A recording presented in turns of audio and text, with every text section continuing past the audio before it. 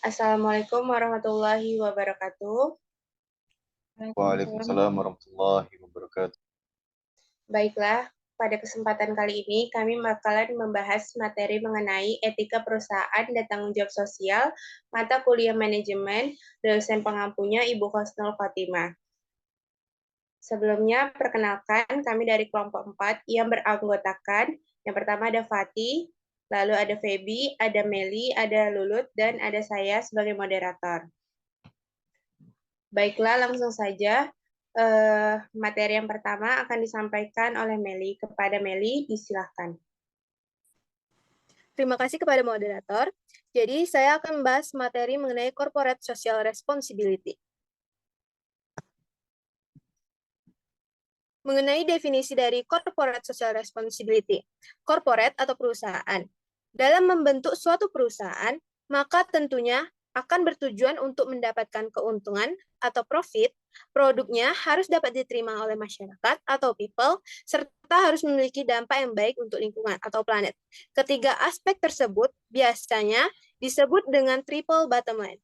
Lalu ada sosial, yaitu masyarakat atau pihak-pihak yang berkepentingan terhadap eksistensi perusahaan atau biasa disebut dengan stakeholders. Lalu ada responsibility yang berarti tanggung jawab. Artinya, perusahaan memiliki tanggung jawab akibat dari segala sesuatu kegiatan usaha yang telah dilakukannya.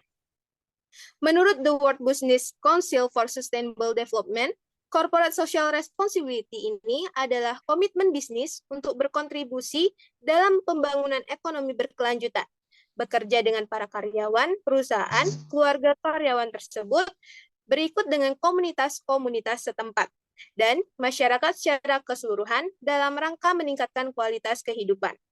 Lalu menurut Frederick, CSR adalah suatu tanggung jawab moral perusahaan untuk memperhatikan kepentingan masyarakat dan lingkungan, selain dari tujuan utamanya yaitu mencari laba.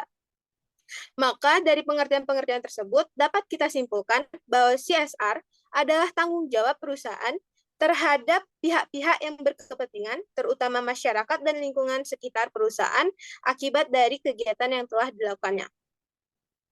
Lalu, corporate social responsibility ini dapat dilakukan dalam berbagai bentuk dan jenis, tergantung pada tujuan dan kebijakan perusahaan.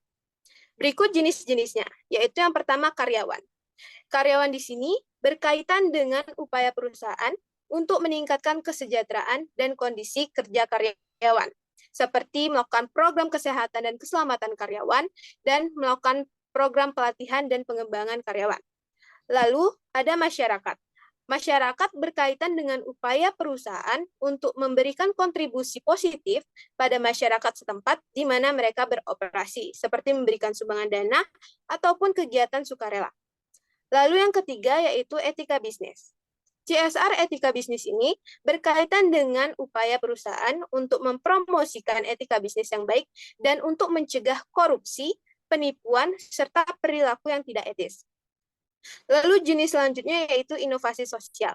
Inovasi sosial di sini berkaitan dengan upaya perusahaan untuk mengembangkan solusi inovatif serta kreatif untuk tantangan sosial yang kompleks seperti kemiskinan, kesenjangan sosial, dan pengungsi.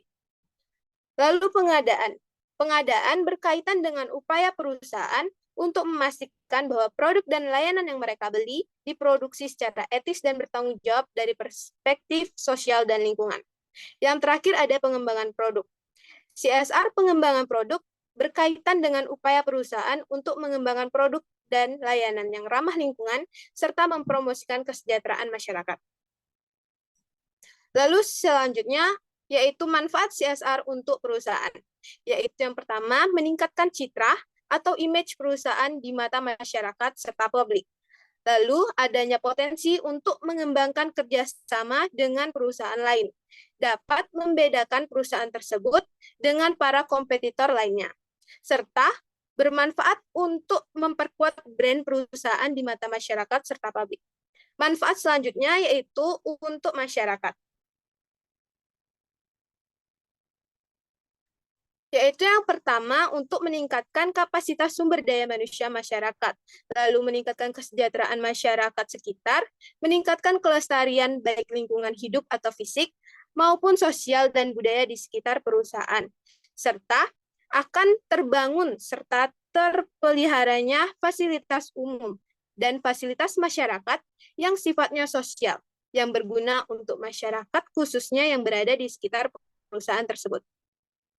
Selanjutnya, tujuan dari CSR tersebut yaitu yang pertama, menjaga citra dan nama baik perusahaan, lalu menjaga hubungan baik dengan stakeholder, serta memberikan solusi untuk menyelesaikan masalah yang terjadi di sekitar lingkungan. Sekian dari saya kembalikan kepada moderator. Terima kasih kepada Meli yang telah menyampaikan materi pertamanya. Selanjutnya adalah materi kedua yang akan disampaikan oleh Fatih. Kepada Fatih, disilahkan. Baiklah, terima kasih kepada moderator. Untuk materi kedua yaitu tentang organizational performance. Apa itu performa organisasi? Performa organisasi merupakan indikator tingkatan prestasi yang dapat dicapai dan mencerminkan keberhasilan suatu organisasi, serta merupakan hasil yang dicapai dari perilaku anggota organisasi. Performa organisasi mengacu pada kinerja atau efektivitas suatu organisasi dalam mencapai tujuan dan untuk memenuhi kebutuhan stakeholder-nya. Untuk meningkatkan performa organisasi, berikut adalah beberapa hal yang dapat dilakukan. Penting yang dapat dilakukan. Pertama, menetapkan tujuan dan strategi yang jelas. Setiap organisasi harus memiliki tujuan yang jelas dan strategi yang jelas untuk mencapainya. Dan menetapkan tujuan dan strategi yang jelas, organisasi dapat memfokuskan sumber daya dan usaha pada hal-hal yang penting. Yang kedua, menerapkan manajemen kinerja yang baik. Organisasi harus menerapkan sistem manajemen kinerja yang baik untuk memantau dan mengevaluasi kinerja karyawan. Ini dapat membantu organisasi untuk mengidentifikasi area di mana karyawan memerlukan dukungan dan pelatihan lebih lanjut. Ketiga, meningkatkan efisiensi dan efektivitas operasional. Organisasi harus berusaha untuk meningkatkan efisiensi dan efektivitas operasional. Ini dapat dilakukan dengan mengadopsi teknologi baru, mengevaluasi proses bisnis yang mengidentifikasi area yang memerlukan perbaikan. Yang keempat, meningkatkan keterlibatan karyawan. Keterlibatan karyawan dapat meningkatkan performa organisasi.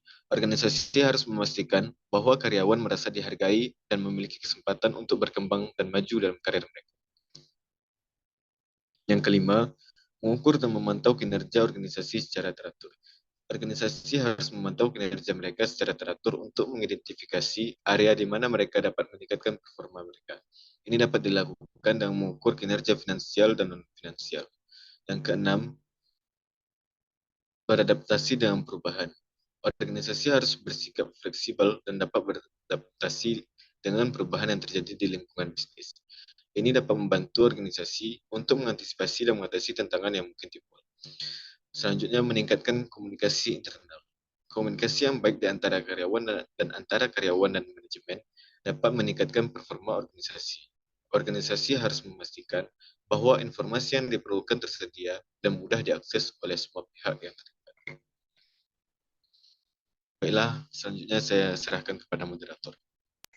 Terima kasih kepada Fatih yang telah menyampaikan materi kedua. Selanjutnya, materi ketiga akan disampaikan oleh Lulut. Kepada Lulut, disilahkan. Baik, sebelumnya terima kasih kepada moderator. Langsung saja saya akan membacakan topik materi ketiga, yaitu mengenai manajerial etika atau etika manajerial. Dari hasil penelitian menunjukkan bahwa aplikasi etika dalam berbisnis akan mengakibatkan seorang manajer mempunyai kepekaan yang tinggi terhadap lingkungan sosial. Manajer yang mempunyai filosofi juga moral personal yang bagus dan bekerja dalam organisasi yang betul-betul menerapkan etika serta menerapkan nilai-nilai agama kehidupannya, termasuk dalam bisnis, maka hal ini akan berpengaruh positif terhadap kegiatan bisnis perusahaan dengan lingkungan sosial. Didukung oleh pernyataan dari Robin dan Brandon Beck pada tahun 1987, yaitu kunci utama keberhasilan dalam mengembangkan tanggung jawab perusahaan pada stakeholders dan program pemasaran etis terletak pada kemampuan manajemen dalam mengintegrasikan nilai-nilai etika ke dalam kultur perusahaan. Selanjutnya, dari pernyataan Robin dan Lain dan baik ini dapat kita ketahui bahwa ada urgensi penting dari etika manajerial terhadap berjalannya atau berkembangnya suatu perusahaan atau bisnis ataupun organisasi. Prinsip profesional dalam pengelolaan bisnis sebenarnya erat kaitannya dengan aplikasi etika bisnis. Ruang lingkup etika bisnis meliputi keterkaitan harmonis, saling hubungan antar pihak di dalam stakeholders, dan pihak-pihak etika eksternal lainnya. Membahas mengenai etika bisnis bagi manajer. Etika bisnis berpengaruh positif terhadap tanggung jawab perusahaan pada lingkungan sosial. Dari kutipan di atas tadi, dapat kita ketahui bahwa aplikasi etika dalam berbisnis akan mengakibatkan seorang manajer mempunyai kepekaan yang tinggi terhadap pihak-pihak yang terkait dengan perusahaan. Manajer yang mempunyai filosofi moral personal yang bagus dan bekerja dalam organisasi yang betul-betul menerapkan tadi, maka akan mempunyai kepekaan lebih tinggi juga terhadap pengaruhnya terhadap lingkungan sosial. Selanjutnya, manajer yang sekaligus juga sebagai pemilik perusahaan pada dasarnya memiliki perilaku etis yang cukup tinggi dalam berbisnis. Perilaku etis merupakan bentuk aplikasi dari nilai-nilai etika bisnis dalam kegiatan bisnis oleh seorang manajer. Perilaku etis yang tinggi ini ditunjukkan dari penerapan prinsip-prinsip etika bisnis yang terdiri dari prinsip kejujuran, keadilan, kepedulian, dan keberanian dalam berbisnis. Secara sosiologis, etika bisnis merupakan salah satu produk sosial yang merupakan suatu produk lingkungan. Jadi, atas dasar hal itu dapat dikatakan bahwa lingkungan sosial, politik, ekonomi, dan budaya dari suatu masyarakat jelas berpengaruh terhadap bagaimana arti, bentuk, dan penerapan etika bisnisnya. Dalam konteks etika, bisnis merupakan fungsi sosial dalam rangka mencapai kesejahteraan masyarakat yang dengan sendirinya memiliki fungsi tanggung jawab sosial. Maka, etika bisnis adalah sistem yang tidak dapat disosialisasi, melainkan bagian yang tak terpisah dari peradaban masyarakat modern. Karenanya, setiap sektor bisnis tidak hanya mencari laba bagi organisasinya, tetapi juga perlu mempertimbangkan tujuan individual dari masing-masing karyawannya. Dan terlebih lagi, dalam konteks yang lebih luas, menyumbang bagi pembangunan masyarakat di mana sektor itu berada. Selanjutnya, sebelumnya telah dibahas bahwa manajer yang bagus adalah yang menerapkan prinsip-prinsip etika bisnis dari beberapa prinsip yang ada dalam etika manajemen. Perilaku etis manajer berpengaruh terhadap tanggung jawab perusahaan pada lingkungan sosial. Perilaku etis dalam penelitian juga menunjukkan bahwa perilaku etis dari manajemen dibentuk oleh 4 dimensi atau 4 prinsip, yaitu diantaranya 1. Prinsip kejujuran, yaitu apabila usaha mengalami kemajuan, manajer perlu mengatakan kepada karyawan. Itu salah satu contohnya. Contoh lainnya, apabila dalam melakukan perjanjian kontrak kepada yang lainnya, pihak lain ataupun stakeholders lain, merupakan suatu masalah apabila kita melakukan kebohongan yang bertujuan untuk kepentingan pribadi. Yang kedua adalah prinsip keadilan. Contohnya yaitu, keuntungan bukan merupakan satu-satunya tujuan dalam berbisnis. Di dalam berbisnis, kita tidak boleh merugikan konsumen, hanya untuk mendapatkan keuntungan lebih besar bagi perusahaan. Contoh yang kedua, dalam berbisnis, mencari untung adalah sesuatu yang sudah pasti dilakukan. Namun hal ini bukan berarti perusahaan boleh merugikan pihak lain seperti karyawan, masyarakat sekitar, maupun stakeholders. Yang ketiga adalah prinsip kepedulian. Contohnya yaitu, konsumen adalah raja, sehingga kepentingannya harus selalu direspon positif. Dan memperhatikan kepentingan masyarakat sekitar adalah merupakan kewajiban bagi perusahaan juga. Yang keempat, prinsip keberanian. Contohnya seperti perusahaan tidak akan menggunakan pemanis buatan untuk produk jajanan, di mana mungkin secara biaya dengan menggunakan pemanis buatan itu akan memberikan laba yang lebih besar. Namun untuk keamanan ataupun kesehatan bagi konsumen itu sangat membahayakan. Dan contoh berikutnya adalah dengan melakukan tindakan dan yang bisa memajukan masyarakat sekitar adalah merupakan kewajiban bagi perusahaan. Sekian materi yang bisa saya paparkan. Untuk selanjutnya saya kembalikan kepada moderator. Terima kasih kepada Lulut yang telah menyampaikan materinya. Selanjutnya ada submateri terakhir yang akan disampaikan oleh Feby. Kepada Feby, disilahkan. Baik, terima kasih kepada moderator. Di sini saya akan menjelaskan tentang unethical behavior atau perilaku tidak etis. Menurut Zubar, perilaku tidak etis yaitu perilaku yang tidak diterima baik secara legal maupun moral oleh komunitas masyarakat. Menurut Fardi, perilaku etis juga sering disebut sebagai perilaku tidak patut. Kesimpulannya, perilaku tidak etis dapat diartikan sebagai tindakan yang berada di luar apa yang tidak benar dan atau tidak pantas bagi seseorang, profesi ataupun industri. Selanjutnya, terdapat 3 kategori pembahasan mengenai perilaku tidak etis yang banyak terjadi di organisasi. Pertama, employee defense. Employee defiance berkaitan dengan kondisi sosial di mana perilaku tertentu dianggap melawan norma yang ada atau dianggap menyimpang. Contohnya, pekerja yang mengambil atau merusak barang yang dimiliki oleh perusahaan tanpa adanya izin. Kedua, workplace aggression yang berkaitan dengan perilaku yang mengarah pada kekerasan dan berbahaya. Hal ini terjadi karena individu yang frustasi akan situasi yang tidak dapat dikontrol. Ketiga, political behavior yang berkaitan dengan politik di tempat kerja, memfokuskan pada faktor struktural dan lingkungan yang memengaruhi distribusi dan dinamika kekuasaan di organisasi. Selanjutnya, ada 3 kategori tindakan berdasarkan intensi untuk melakukan perilaku yang tidak etis. Yang pertama, perilaku tidak etis dilakukan bertujuan untuk kepentingan diri sendiri. Perilaku ini biasanya bersifat internal di dalam organisasi dan umumnya mengorbankan pekerja atau anggota organisasi. 2. Perilaku tidak patut yang bertujuan untuk mendapatkan keuntungan bagi organisasi secara keseluruhan.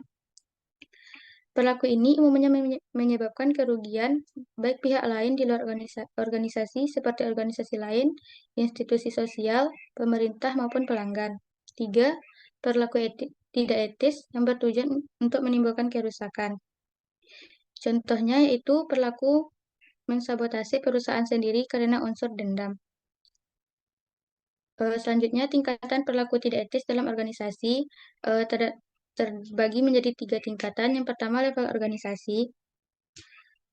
Penyebab dari level organisasi perilaku tidak etis pada level organisasi seperti adanya tekanan dari organisasi terhadap individu. Yang kedua, sistem kontrol yang dilakukan secara tidak jelas. 3. Pekerja yang tidak mendapatkan keadilan dalam suatu organisasi tersebut. 2. Level kelompok. Penyebabnya bisa dari tekanan internal maupun tekanan eksternal. 3. Level individual. Level individual bisa disebabkan karena kepribadian, value agreement, maupun sikap, dan yang terakhir kondisi personal. Sekian yang dapat saya sampaikan. Saya kembalikan kepada moderator. Terima kasih kepada Feby yang telah menyampaikan materi terakhir. Nah, mungkin ini saja yang dapat kami sampaikan pada hari ini. Mohon maaf apabila terjadi salah kata. Terima kasih. Assalamualaikum warahmatullahi wabarakatuh. Waalaikumsalam warahmatullahi wabarakatuh.